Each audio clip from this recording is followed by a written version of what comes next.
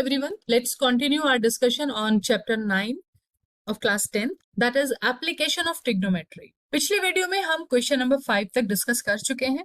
चलिए question number 6 देखते हैं। अ 1.5 मीटर टॉल बॉय, एक बॉय की हाइट हमें गिवन है, is standing at some distance from a 30 metre tall building. एक बिल्डिंग है जिसकी हाइट 30 मीटर है। इस तरह से एक 30 मीटर टॉल बिल्डिंग मान लेते हैं और इसके सामने कुछ डिस्टेंस पे एक लड़का जिसकी हाइट 1.5 मीटर गिवन है। 1.5 metre tall boy is standing in front of a 30 metre tall building. इस तरह से 1.5 मीटर टॉल बॉय है।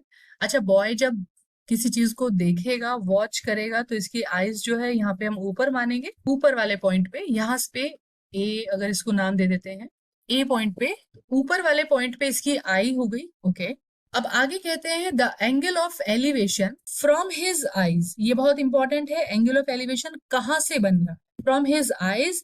आईज जो है वो टॉप मोस्ट ऊपर वाले पॉइंट पे मानेंगे, to the top of the building. उसकी आईज से बिल्डिंग के टॉप का यहाँ का angle of elevation increases from 30 to 60।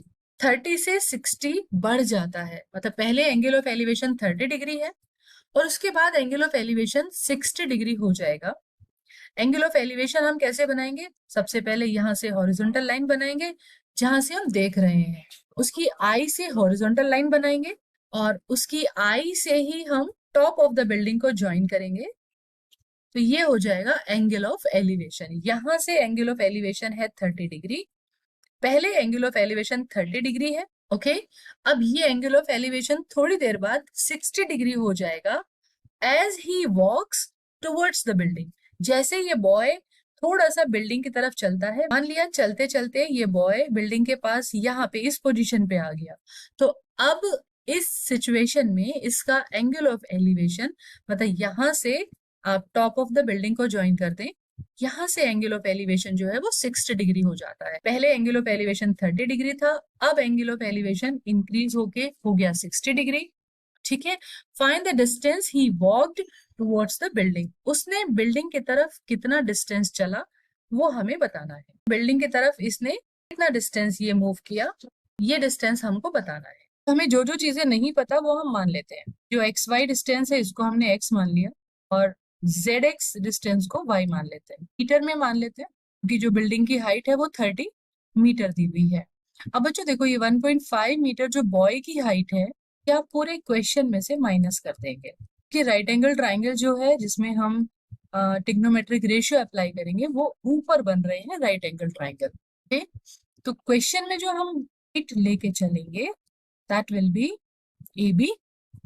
तो ए बी जो हाइट हम लेके चलेंगे वो हो जाएगी A Z minus B Z.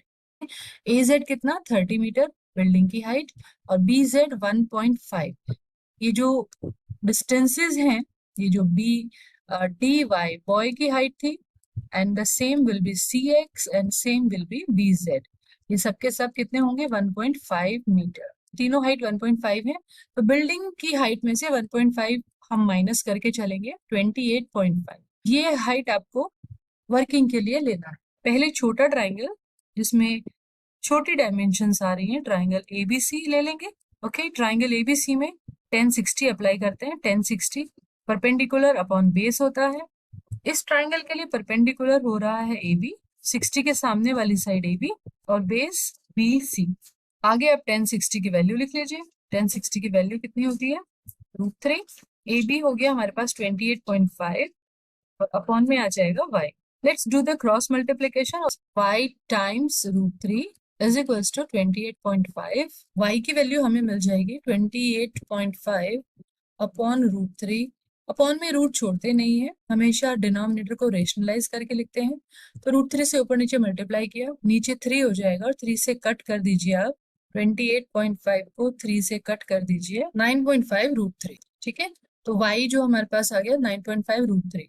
चलिए अब दूसरे ट्राइंगल में अप्लाई करते हैं। इसमें बच्चों आप हमेशा ट्राइंगल का नाम जरूर लिखें, तो उससे एक डायरेक्शन मिल जाती है कि आप किस ट्राइंगल में कौन से डायग्राम की बात कर रहे हो। तो अभी हम लिख रहे हैं in triangle A B D. 30 perpendicular हो जाएगा ए बी और बेस पूरा लेंथ जो आएगा, ये पूरा लेंथ जो है ये बेस का काम करेगा, B D. Okay, AB is 28.5 and BD we will take x plus y. tan 30 की वैल्यू 1/√3 लिख देते हैं और क्रॉस मल्टीप्लाई कर देते हैं तो x प्लस वाई आ जाएगा 28.5√3। y की वैल्यू आपके पास आई थी, y की वैल्यू हम पिछली कैलकुलेशन में निकाल चुके हैं 9.5√3, तो x की वैल्यू कितनी हो जाएगी 28.5√3 माइनस में y आएगा, है ना, और y की जगह लिख देते हैं 9.5√3। सब्ट्रैक्ट कर दीजिए इसको, 19√3, x हमारा आ गया 19√3। बच्चों ये x और y निकलने के बाद आप एक बार क्वेश्चन जरूर पढ़ लें।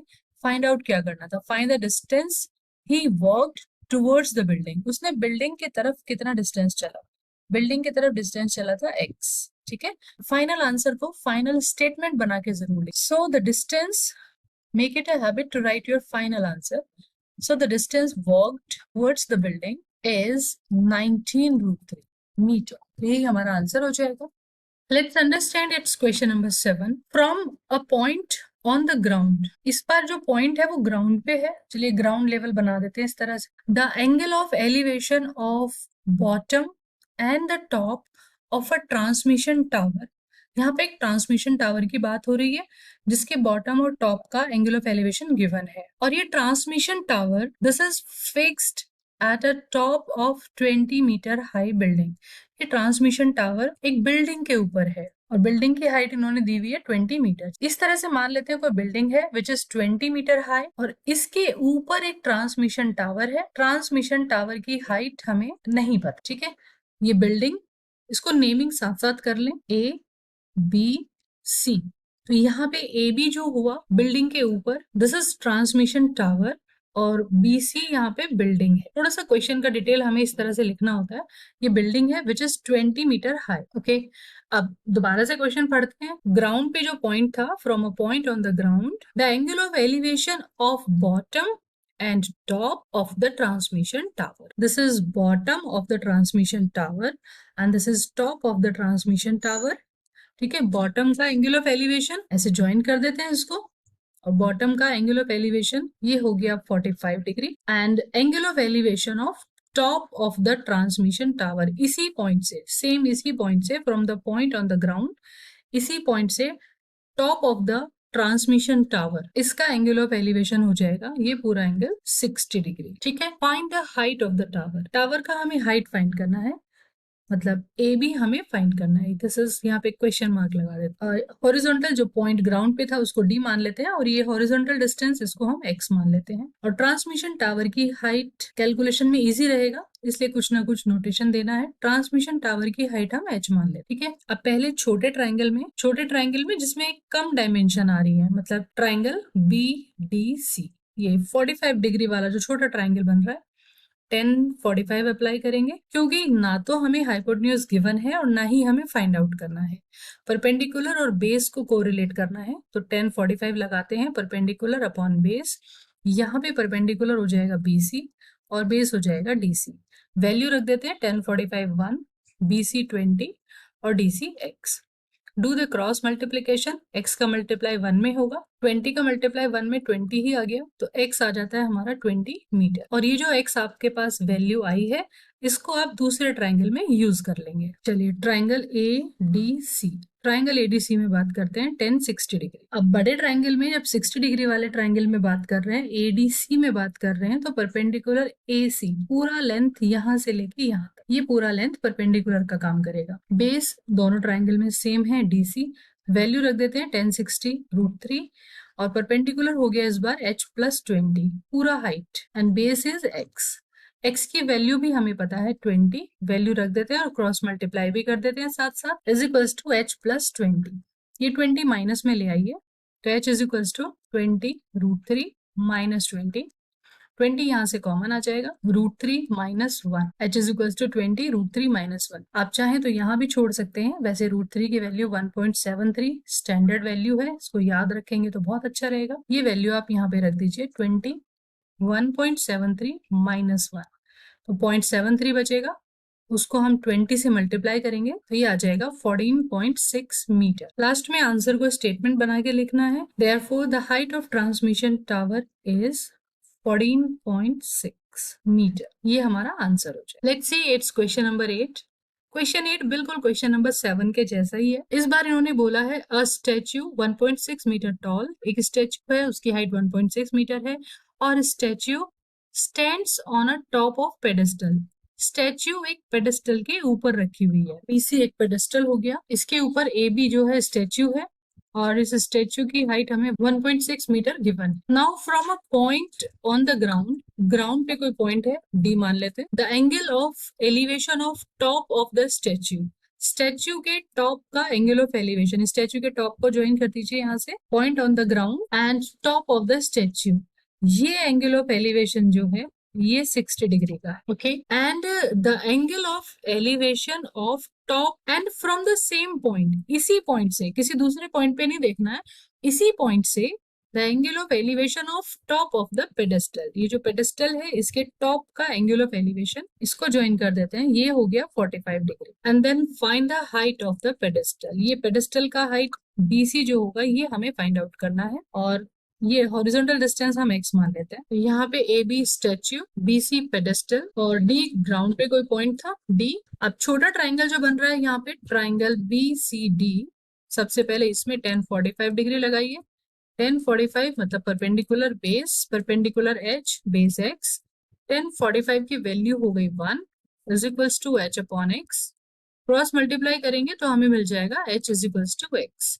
इसको हम इक्वेशन 1 मान के छोड़ देते हैं। अब दूसरे ट्राइंगल में बात करते हैं, बड़े ट्राइंगल में ACD, राइट एंगल ट्राइंगल लेना है आपको हमेशा, तो ACD इस ट्राइंगल में लेट्स अप्लाई 1060 और परपेंडिकुलर हो गया AC, ये पूरा हाइट यहाँ से यहाँ तक बड़े ट्राइंगल में लिया जाएगा AC अपॉन CD। 1060 का वैल्यू लिखते हैं √3, AC मतलब H प्लस 1.6 अपॉन CD मतलब X, क्रॉस मल्टीप्लाई कर लीजिए, x का मल्टीप्लाई √3 और h प्लस 1.6, h और x बराबर है और हमें h फाइंड आउट करना है, ठीक है, तो x के प्लेस पे आप h लिख दीजिए, h √3 is equals to h plus 1.6, ये हमने किया यूजिंग इक्वेशन 1। ये h माइनस में आ जाएगा, कॉमन ले लेते हैं, h √3 माइनस 1, माइनस में h आएगा ना, इज इक्वल्स टू 1.6, तो h का वैल्यू यहाँ पे हो गया हमारे पास 1.6 अपॉन √3 माइनस 1, रूट को नीचे नहीं रखते हैं,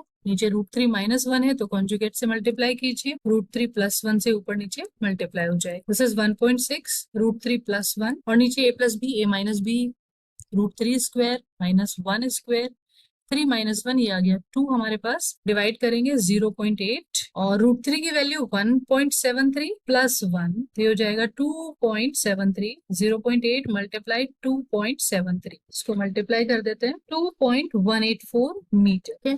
सो height of pedestal is 2.184 metre, यही हमारा आंसर हो जाएगा। आप चाहें तो आंसर यहाँ भी छोड़ सकते हैं, रूट में 1.6 √3 प्लस 1। तो इस वीडियो के लिए इतना ही, आगे के क्वेश्चंस के लिए वॉच आवर नेक्स्ट वीडियो, तब तक के लिए take care, enjoy life, enjoy maths as it's easy.